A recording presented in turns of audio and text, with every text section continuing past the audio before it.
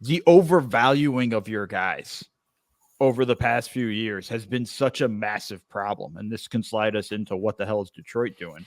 I mean, last year they were so adamant. We have to have 2 first-round picks for Bogdanovich. And then this year to get no first-round picks for Bogdanovich. It's kind of like overplaying your hand. They could have gotten, I think, a first-round pick last year if they were willing to actually play ball with moving Bogdanovich, a guy that didn't fit their team whatsoever. And we all kind of knew at some point they were going to trade. I just think there was a level of that. And I think the same thing with the Nets in terms of overvaluing Bridges to a degree. And we've seen it across the board with a lot of teams at this deadline. We saw it last year. I think there's a lot of that stuff going around where teams need to kind of start being more realistic of the value of their guys and what they think they can get for them. And I think as a way of segueing into Detroit a little bit, I think the flip side is one of their trade partners. Not the trade they made with Detroit, but the trade they made with Charlotte was Utah, where they got with Toronto, where they got a first round pick for Kelly Olynyk, but they had to include a guy they drafted in the first round last year in Ochai Agbaji. And that might hurt a little to give up on a guy, but all right.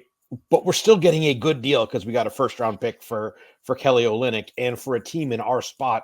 Kind of the upside of the mystery box is better for us than the even if we think Agbaji is going to become like a solid rotation wing, where we are as a team, that doesn't really help us. And I think that when you talk about overvaluing your players or misvaluing players, even considering who Detroit brought in from Utah in Simone Fontecchio, I think that's sort of the situational value. The teams that understand that do well, and the teams that don't.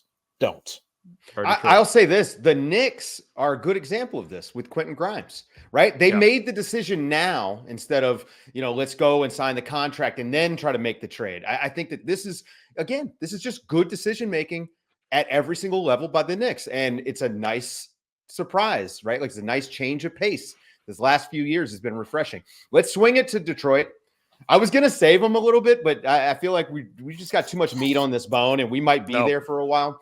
Detroit continues to be just confusing. Quentin Grimes, I think he's a good young player. He is going to take minutes away from their younger players that play the same position already. They're not confusing. They're confused. Yes, that stole my line. You bastard. You bastard. Now on, I'm not doing the pointing thing. I'm just going to say my line. That's it. Damn you. It's double Dutch. Yeah. But when you look at, again, we've made the jokes for a couple years about having all the centers. Now they're going to get all the combo guards. There's a lot happening with Detroit. The Fontecchio deal that they made yesterday, he's a good player. But they need that pick. Like this team should be pick in the draft. Yeah, it's a really good pick for them, and I think that's a huge mistake. It's not a huge mistake, but it's an illustration that you don't know where you are or have any real plan to get to where you want to go. I mean, it's like some hand wavy stuff about, well, it allows us to put our guys in a good environment, yada yada yada.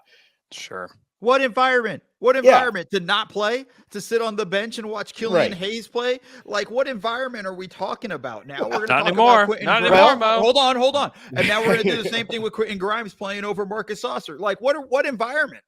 Like, that's the deal there. Like, they moved Killian Hayes out, and now it's just Quentin Grimes is going to get those minutes. I mean, it's also just, you think about it, a second-year guy who has played most of his career in Europe is suddenly like your solid, your solid piece you're going to build around. I think it's a question we've gotten in a bunch of different mailbags, and I'm not sure we've ever actually answered it.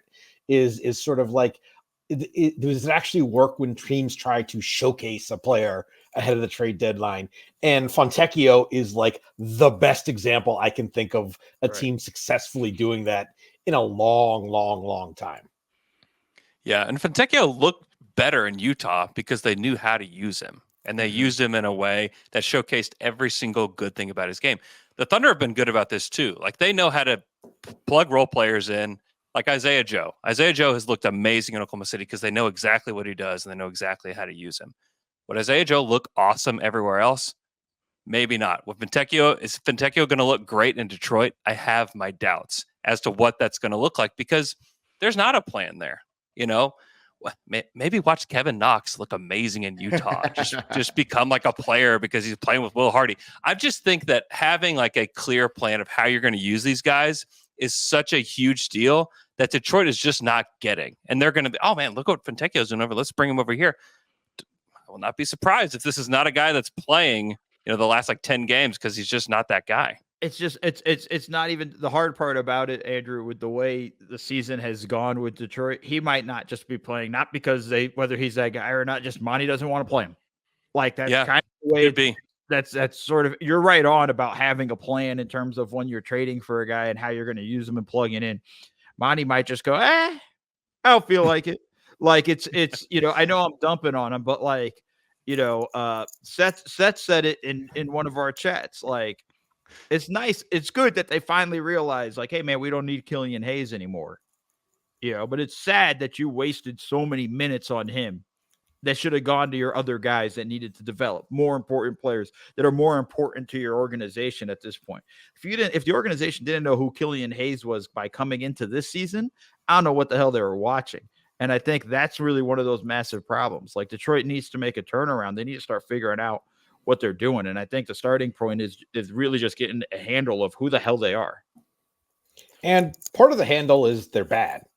And that means that, like, I think our colleague James Edwards reported earlier in the year that they had a trade in place in the offseason to move Hayes out to clear up some minutes for Jaden Ivey, for Marcus Sasser, and Williams killed the trade.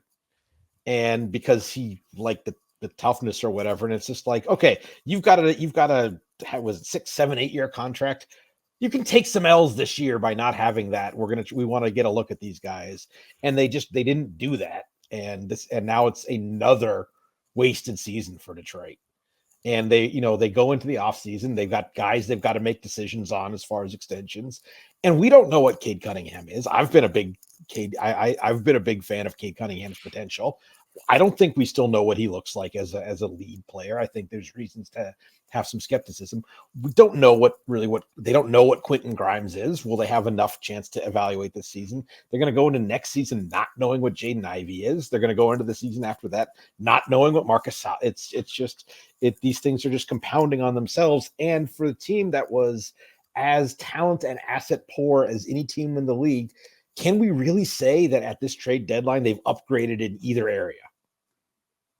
No. I mean, Quentin Grimes is better than Killian Hayes. So congratulations. Yeah, but he's not better than Alec Burks and Bojan Bogdanovic. Yeah, he's not.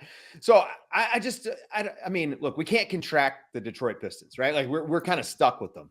But when you look, how do they get out of this hole that they've dug for themselves? I mean, is it all Cade? Is it Cade needs to be healthy and Cade needs to pop and then everything else will come up? Someone else needs to be doing the digging. I was going to say, you can't trust this front office to put solid players there.